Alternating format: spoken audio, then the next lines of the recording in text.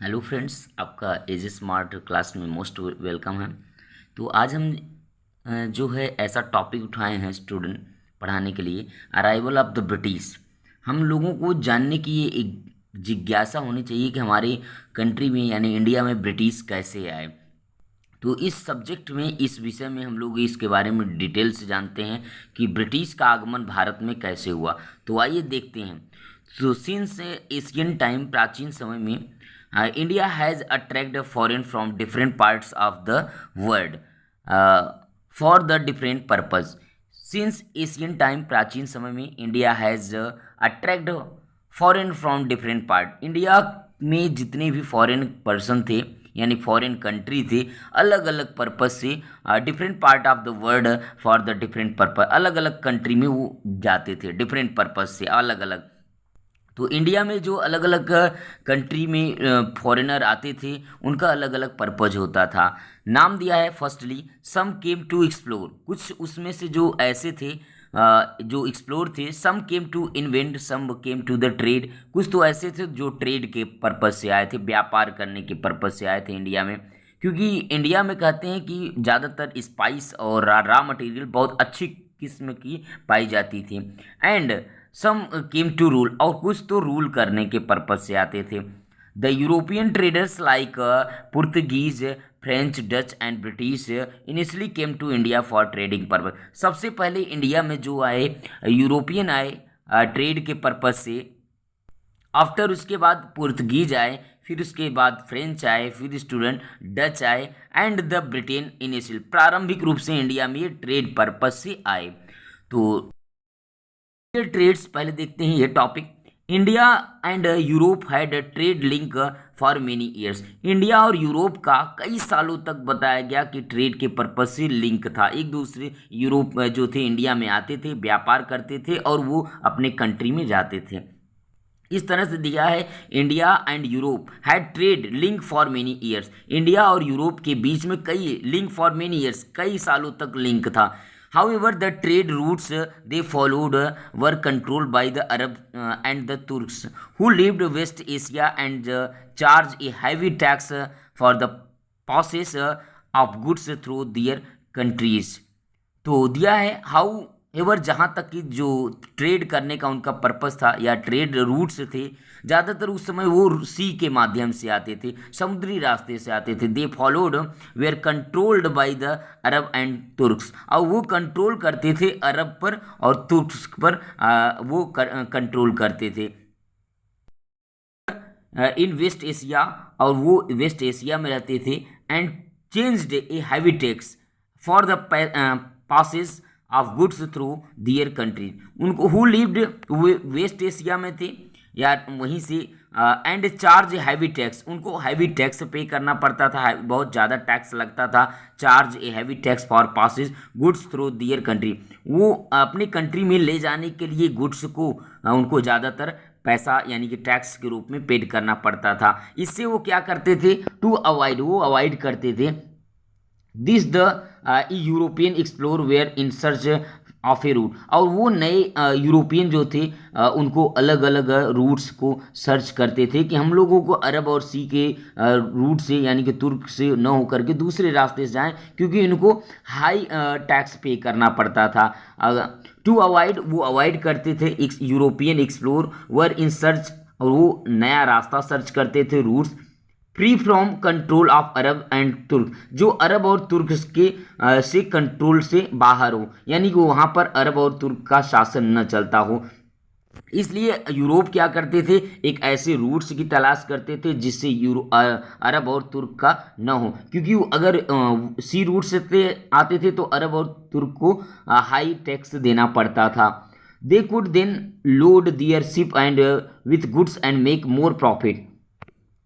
To avoid, वो avoid करते थे this the European explore were search, नया रूट से वो सर्च कर रहे थे। Free from to control of, जो अरब और तुर्क्स उस पर कंट्रोल न करें कर सकें। They could then load their ship with goods and make more profit, क्योंकि वो अरब यूरोप जो थे, अगर कोई सामान जो है, गुड्स जो हैं अपनी कंट्री में ले जाते थे तो उसको कुछ टैक्स जो है अरब और तुर्क को देते थे, इससे उनको ज़्यादा प्रॉफिट नहीं होता था। तो इसलिए दिया है they could then load their ship, वो शिप के माध्यम से गुड्स को ले जाते थे एंड मेक मोर प्रॉफिट। अब traders were attracted to India for pearls, जो ट्रेडर्स थे इंडिया में इसलिए अट्रैक्ट थे, यानी कि इसलिए क्योंकि इंडिया में जो है अच्छी क्वालिटी का pearls, spices, cotton and sugar, ये सब अच्छी क्वालिटी का पाया जाता था।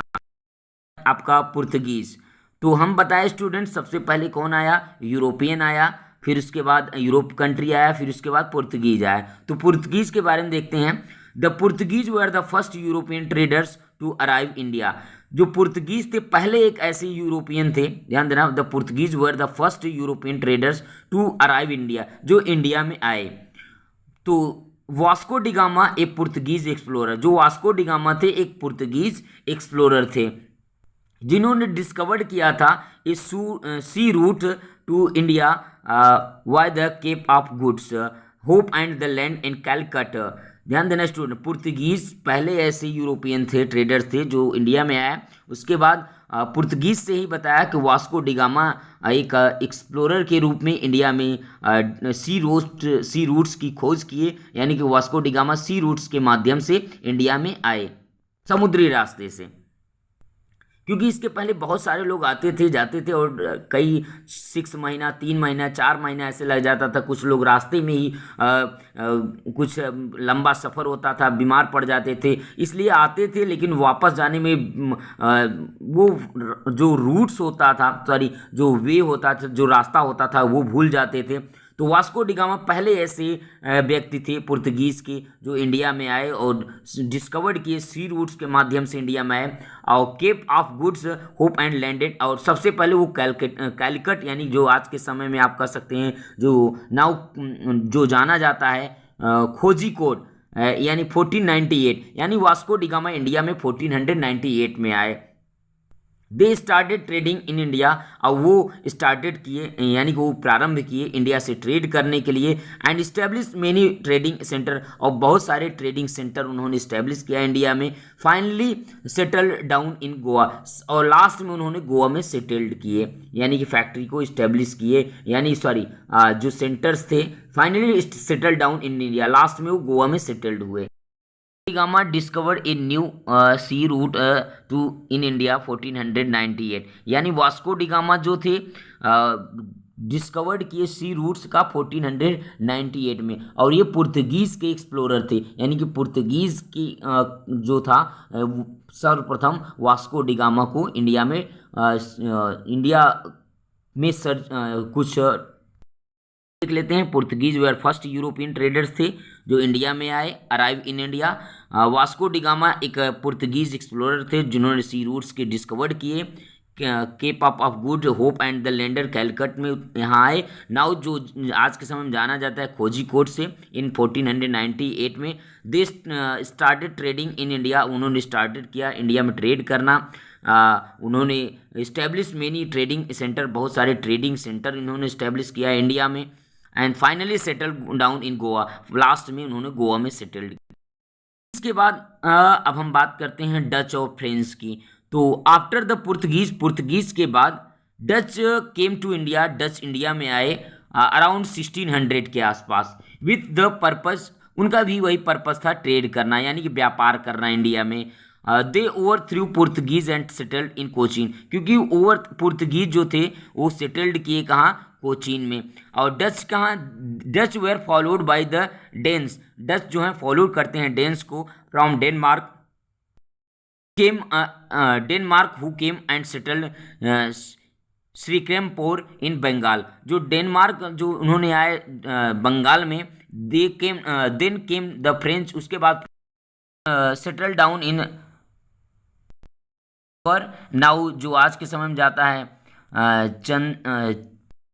नगर इन बंगाल में है 1673 में एंड पोंडुचेरी नाउ जो आज के समय पुडुचेरी जो कि इन साउथ 1954 कि आफ्टर पुर्तगीज जो है स्टूडेंट, उसके बाद पुर्तगीज के बाद डच इंडिया में आए अराउंड 1600 के आसपास with the purpose of trading they over through Portuguese settle Cochin, और पुर्तगीज सेटल हुए कहाँ, कोचीन में। After Dutch were followed by the Danes, Dutch जो हैं फॉलो करते हैं डेन्स को, from Denmark, who came and settle Serampore in Bengal में। Then came the French down in Chandernagore, जो नाउ चंदनगर इन बंगाल में 1673 में, एंड पोंडुचेरी नाउ जो पुडुचेरी है इन साउथ 1954 में। After that we are talk about the British. अब देखते हैं यहीं से स्टार्टअप ब्रिटिश का कैसे इंडिया में आगमन हुआ। तो इसके पहले हम लोग पढ़े थे स्टूडेंट कि यूरोप इंडिया में आए, यूरोप के बाद पुर्तगीज, पुर्तगीज के बाद आपका फ्रेंच आए, फिर उसके बाद डच आए। कि द ब्रिटिश स्टोरीज, ध्यान देना, British the stories of profitable trade reached England to and with the permission from the queen Elizabeth. तो ब्रिटिश का आगमन, ध्यान देना, ब्रिटिश का आगमन, the stories of profitable trade, यानी यूरोप के बाद पुर्तगीज आए, फिर डच आए, सॉरी फ्रेंच आए स्टूडेंट, फिर से एक बार, पुर्तगीज आए, फ्रेंच आए, डच आए, एंड उसके बाद ब्रिटिश आए। The stories of profitable trade reached England. अब जब स्टूडेंट ये यूरोप आए, पुर्तगीज आए, फिर फ्रेंच आए, डच आए, ये लोग क्या करते थे, इंडिया में आकर के ट्रेड करते थे, व्यापार करते थे, और यहाँ से लो प्राइस में इसको गुड्स को बाई करते थे, और उसके बाद फॉरेन में अपनी कंट्री में ले जाकर उसको हायर प्राइस में बेचते थे। तो ऐसे ही स्टूडेंट एक एक कंट्री जो थे इंडिया में आए थे ट्रेड करने के पर्पज से। तो ऐसे ही स्टूडेंट ब्रिटिश आया, ब्रिटिश को भी लगा कि वहाँ इंडिया में बहुत गुड्स हैं, रॉ मटेरियल अच्छी क्वालिटी के हैं, तो वो भी ट्रेड के पर्पज से इंडिया में आए, और वो सोचे कि हम भी यहाँ से लो प्राइस में खरीदेंगे, बाई करेंगे, और हायर प्राइस में अपने कंट्री में सोल्ड करेंगे। तो the stories of profitable trade reached England, और इस तरह से प्रॉफिटेबल ट्रेड जो है reached England to with the permission, और इंग्लैंड को परमिशन दिया कौन, क्वीन एलिजाबेथ, उस समय की वो वहाँ की क्वीन थी। The queen of England in Ireland, जो क्वीन थी इंग्लैंड की एंड आयरलैंड का, they form English East India company, जो इंग्लिश ईस्ट इंडिया कंपनी को लगभग इस्टेब्लिश किया गया था इंडिया में 1600 में, to begin trading with east, जो ईस्ट से ट्रेड किया जाता था। द लैंड एट सूरत, जो आज के समय में जाना जाता है गुजरात में, इन इंडिया, यानी आप कह सकते हैं कि ब्रिटिश जो है इंडिया में आए, और उस समय जो क्वीन एलिजाबेथ थी 1600 के आसपास बताया गया कि इंग्लिश ईस्ट इंडिया कंपनी की स्टैब्लिश किया गया था इंडिया में, और जिसका एक, और वो कहाँ, सूरत में, इंडिया का जो गुजरात है, गुजरात सूरत में है। The East India Company in India, अब देखते हैं East India Company in India, it was the spice of India that the brought East India Company to India. It was spice, क्योंकि इंडिया में बहुत अच्छी क्वालिटी का स्पाइस वगैरह होता था, that it was the spice of India that brought East India Company to India. India से spice वगैरह ईस्ट इंडिया कंपनी के पास जाता था, brought that East India Company to India. India at that time was being ruled by the Mughal, उस समय India में जो रूल चल रहा था मुगल का चल रहा था। After the death of Aurangzeb, Aurangzeb के मरने के बाद 1707 में the Mughal empire started become weaker, Aurangzeb के मरने के बाद मुगल का जो एम्पायर सिस्टम था धीरे धीरे कमज़ोर होता गया, वीकर होते गया, कमज़ोर। The company got permission from Mughal emperor, जो कंपनी था इंग्लिश ईस्ट इंडिया कंपनी, तो वो मुगल के से परमिशन लिया था। आप कह सकते हैं द कंपनी जो था गॉट परमिशन लिया था, किससे, फ्रॉम द मुगल एम्परर, क्या नाम था उनका, जहांगीर का, to trade in India and set up trade centre Bombay. वो चाहते थे कि इंडिया में हम लोग ट्रेड करें, और वो अपना सेंटर इस्टेब्लिश किया बॉम्बे में। एग्ज़ाम में कई बार पूछा जाता है कि जो इंग्लिश इंडिया कंपनी था तो उस समय किसने परमिशन दिया था, तो इंडिया में मुगल का रूल चलता था, लास्ट रूलर औरंगजेब थे 1707। इनके बाद, इनके मरने के बाद मुगल का एम्पायर जो था कमज़ोर हो गया, तो उस समय जो थे मुगल एम्परर जहांगीर थे, तो वो बताया गया टू ट्रेड कर, यानी कि इंग्लिश को, इंग्लैंड को परमिशन दिए थे ईस्ट इंडिया कंपनी को कि आप इंडिया में आइए और ट्रेड करिए, to trade in India and set up trade centre in Bombay, और वो अपना सेंटर जो है बॉम्बे में इस्टेब्लिश किए सबसे पहले। बॉम्बे नाउ जो आज के समय मुंबई जाना जाता है, एंड मद्रास जो है नाउ कोचीन जो कि कोचीन में है। लेटर दे स्टार्टेड एक्सपेंडिंग, और धीरे धीरे वो ट्रेड करते करते स्टूडेंट अपना जो सेंटर था यानी कि ट्रेड कर प्रॉफिट ज़्यादा हुआ तो वो धीरे धीरे अपना सेंटर जो है एक्सपेंड करने लगे पूरे कंट्री में। तो आगे दिया है कि द सेटलमेंट्स इन सूरत, उसके बाद सूरत में उन्होंने अपना ऑफिस डाला, एंड हुगली, और उसके बाद अपना एक बंगाल में अपना सेंटर इस्टेब्लिश किए यानी फैक्ट्री इस्टेब्लिश किए। यानी कि the British manage to drive away the Portuguese and Dutch. अब जो ब्रिटिश को मैनेज करना था किसको, पुर्तगीज और डच को, क्योंकि but faced stiff opposition from the French, क्योंकि ब्रिटिश को सबसे ज़्यादा फेस्ड करना पड़ता था स्टिफ ओपोजिशन। इसके अगेंस्ट कौन था, फ्रेंच था। Under the leadership Francisco Marcus duplex, और फ्रेंच के जो लीडरशिप माने जाते थे फ्रांसिस्को मार्क्यूस डुप्लेक्स थे, जो कि गवर्नर जनरल ऑफ फ्रेंच के इस्टेब्लिशमेंट इन इंडिया में थे। यानी गवर्नर जनरल जो थे फ्रेंच इस्टेब्लिशमेंट इंडिया, यानी आप कह सकते हैं कि French under the leadership, under French का जो अंडर लीडरशिप थे फ्रांसिस्को क्या नाम था, Franciscos Marcos Dupleix, the governor central general of the French establishment India. The French as well as the British wanted establish their empire India, क्योंकि French जो चाहता था कि the French as well as French चाहता था जहाँ तक कि British wanted establish empire India, British जो है चाहता था कि इंडिया में अपना एम्पायर इस्टेब्लिशमेंट करना चाहता था। The resulted in many wars between them. अब फ्रेंच और ब्रिटिश के बीच में बहुत सारे युद्ध हुए, दिया है देखो। The French as well as French जो है जहाँ तक कि ब्रिटिश जो है wanted to the establishment their empire, British जो था अपना एम्पायर यहाँ इस्टेब्लिश करना चाहता था इंडिया में, इसलिए दिस रिजल्टेड मेनी वार्स, इसलिए बहुत सारे युद्ध हुए, रिजल्टेड मेनी वार बिटवीन देम, यानी फ्रेंच और ब्रिटिश के बीच में हुआ युद्ध। The British under the leadership of Robert Clive, क्योंकि ब्रिटिश का under the leadership of Robert Clive defeated the French and emerge the strongest European power in India.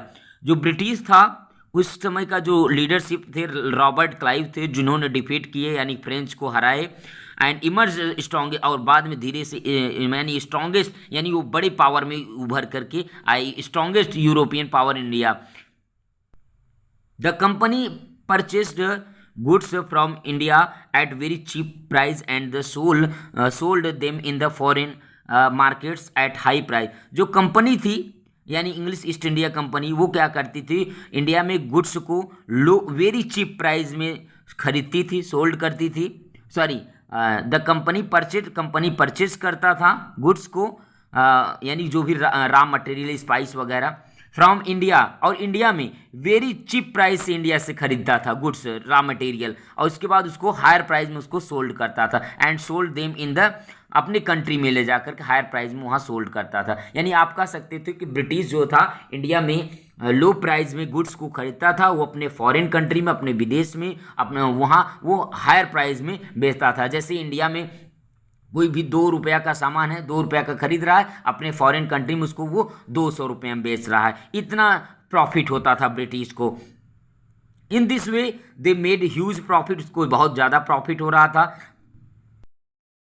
There was lack of unity among the Indian, क्योंकि उस समय India में जो unity था बहुत ज़्यादा कमी था, लैक ऑफ यूनिटी देखने को मिलता था एमंग द इंडियन में। The English East India company took advantage of this situation and expanded their control over India. इस तरह से इंग्लिश जो है East India company, the English East India company took advantage, जो इंग्लिश ईस्ट इंडिया कंपनी है ज़्यादा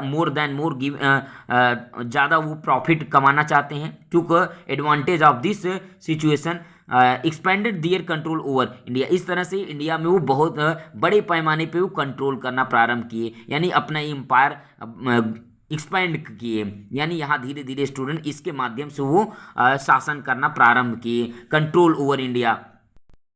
the battle of Plassey and Buxar, बहुत important topic है student, battle of Plassey and Buxar. With the decline of Mughal empire, Mughal के जाने के बाद या उनके पतन होने के बाद, मेनी स्मॉल किंगडम, बहुत सारे ऐसे स्मॉल किंगडम थे, rose the one of richest kingdom was Bengal, यानी बंगाल में बहुत सारे ऐसे रिचेस्ट किंगडम हुआ करते थे।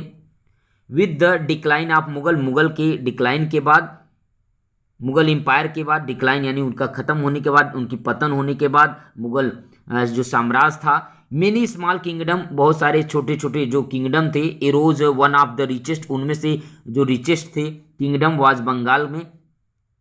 The British wanted to capture Bengal, British जो था अब ट्रेड के बाद उन्होंने क्या किया, बंगाल में अपना राज चाहते थे, अपना शासन चाहते थे कि बंगाल को कैसे हम लोग कैप्चर करें। देखो लिखा है द ब्रिटिश वांटेड, ब्रिटिश चाहते हैं, टू कैप्चर बंगाल, बंगाल को यानी कि कैप्चर करना चाहते हैं, वहां पर शासन करना चाहते हैं। This led to battle of Plassey, और इसी को हम लोग बैटल ऑफ प्लासी भी कहते हैं, led to the battle of Plassey, और यही रीजन था जो बैटल ऑफ प्लासी है इन 1757 में हुआ, 1757 में। In which British under the leadership of Robert Clive, उस समय ब्रिटिश के जो लीडरशिप थे रॉबर्ट क्लाइव, फॉट अगेंस्ट, वो उन्होंने युद्ध लड़ा अगेंस्ट किसके, सिराजुद्दौला, क्योंकि बंगाल के ये नवाब माने जाते थे सिराजुद्दौला। तो आप कह सकते हैं 1757 में बैटल ऑफ प्लासी हुआ, रॉबर्ट क्लाइव यानी ब्रिटिश के बीच में और बंगाल के बीच में, यानी बंगाल के कौन नवाब थे, सिराजुद्दौला थे, द नवाब ऑफ बंगाल थे। हु वॉज डिफीटेड, इसमें डिफीटेड हुए सिराजुद्दौला, और इस युद्ध में ये मारे गए, and put to death.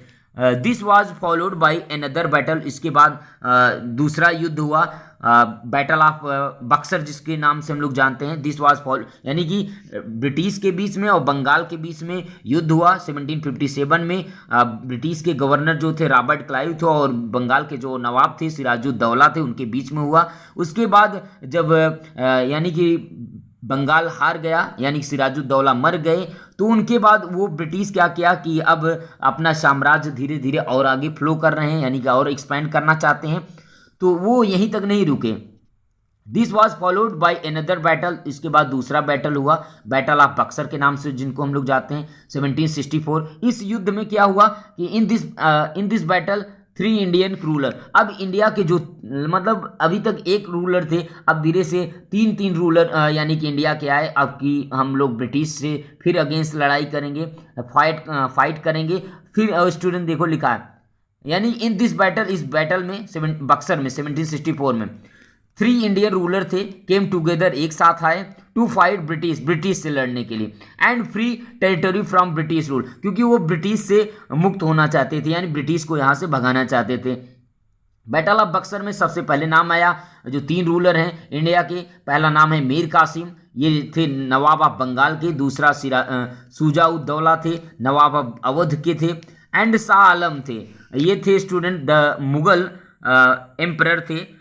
The British once against emerge victorious, और बैटल ऑफ बक्सर में ब्रिटिश ने अगेंस्ट विन किए, यानी कि इन तीनों लोगों को, यानी कि बैटल ऑफ बक्सर में इन तीनों लोगों को पराजित किए। This Bengal came under the rule British, अब बंगाल पर पूरा ब्रिटिश का शासन चलने लगा, रूल चलने लगा। Now capture more and more kingdom, और धीरे धीरे वो कैप्चर करने लगे पूरे बंगाल पर, and kingdom through the policies like subsidiary alliance. अब नेक्स्ट हम लोग पढ़ेंगे student subsidiary alliance and doctrine of lapse. Next topic हम लोग डिस्कस करते हैं नेक्स्ट डे। तो स्टूडेंट इसको शेयर करिएगा, लाइक करिएगा, क्योंकि सारे एग्जाम में आईएएस पीसीएस से लेकर जितने भी कम्पिटिटिव एग्जाम हैं वहाँ पर कई बार पूछा गया है। तो ये है आप देख सकते हैं, यूरोपियन का 1114 के आसपास था, और पुर्तगीज था आप कह सकते हैं 1490